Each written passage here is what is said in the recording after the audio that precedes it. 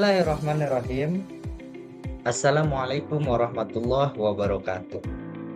Perkenalkan, nama saya Hanggum Robido Faresi, kelas 2B, Program Studi Pengembangan Masyarakat Islam, Fakultas Dakwah dan Ilmu Komunikasi, UIN Syarif Hidayatullah, Jakarta.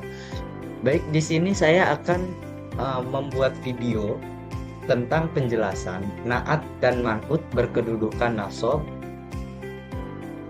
untuk memenuhi tugas atau nilai UTS, ujian tengah semester.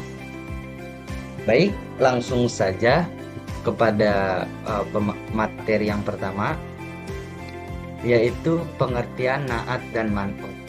Nah, sebagaimana yang sudah ditampilkan di PPT, man'ut itu adalah kata benda yang disifati, ya, simpelnya seperti itu. Nah, sementara naat adalah kata sifat yang menjelaskan man'ut itu sendiri. Nah, artinya man'ut ini sebagai objek yang mensifati, yang disifati, dan naat ini sifat yang menjelaskan objek yang disifati. Seperti itu kurang lebihnya. Nah, sesuai kitab Jurumiyah, yaitu di bagian naat, lafadznya itu an-na'tu tabi'un lil man'uti fi raf'ihi wa nasbihi wa khafdihi wa taghririhi. Nah, artinya itu naat atau sifat ialah lafaz yang mengikuti kepada man'utnya. Seperti itu.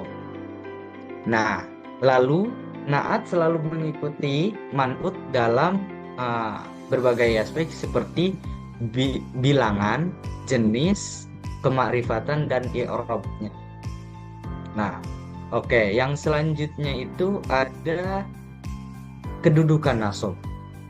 Ada kedudukan nasab adalah bentuk i'rab.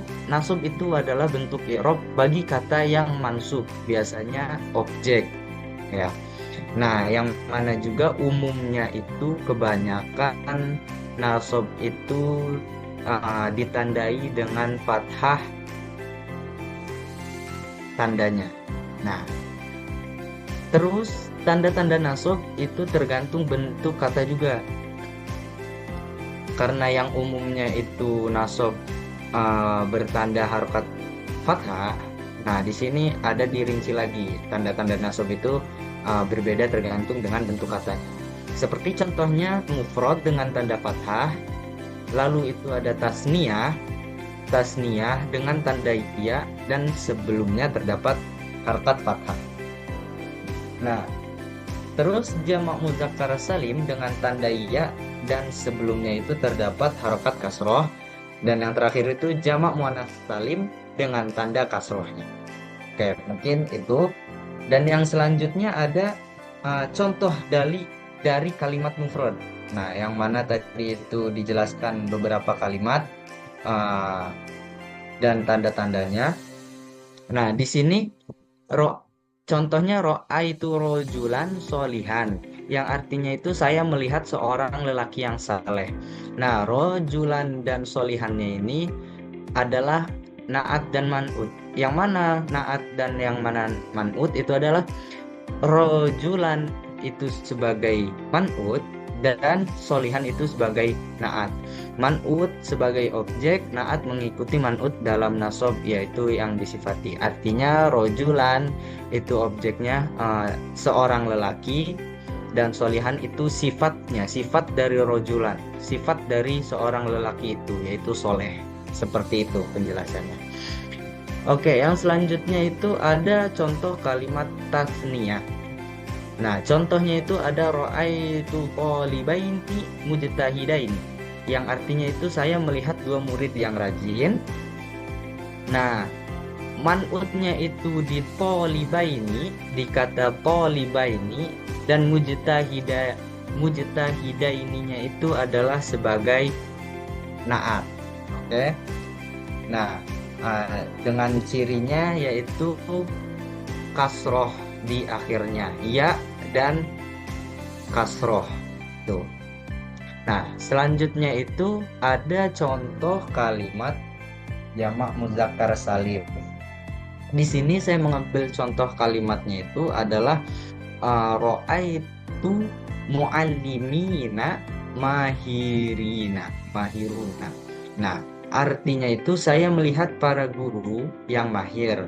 Yang mana man'ut dan mana yang na'at. Muallimina itu adalah man'ut, yaitu sebagai objek sesuai keterangan di awal. Dan mahirina itu na'at, yaitu uh, kata sifat dari objeknya itu, objek mualliminanya itu. Dan artinya para guru itu mahir. Mahir adalah sifat dari para guru.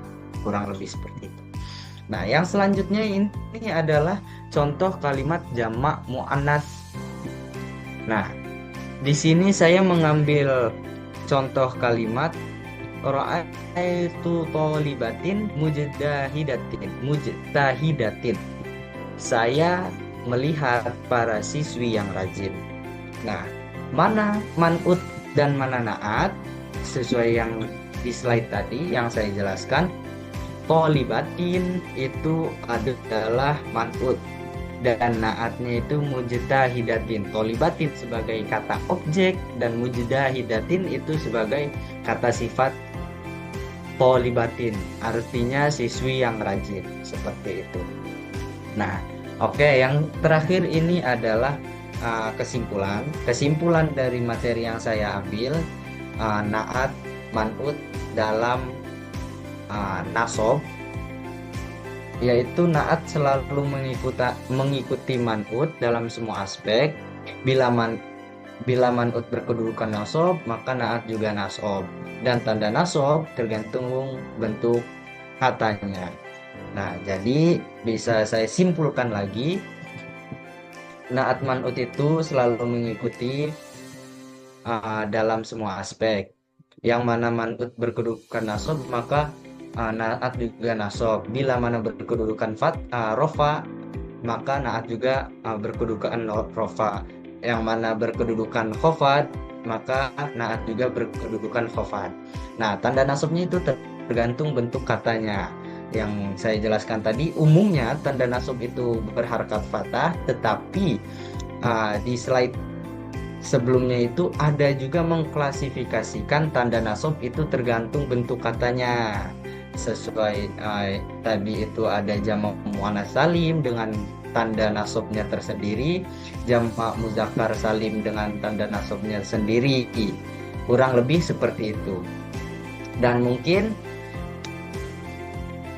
ini sudah saya jelaskan. Kurang lebihnya mohon maaf. Terima kasih sudah menonton. Jangan lupa like, comment, and subscribe. Billahi taufiq wal hidayah. Wassalamualaikum warahmatullahi wabarakatuh.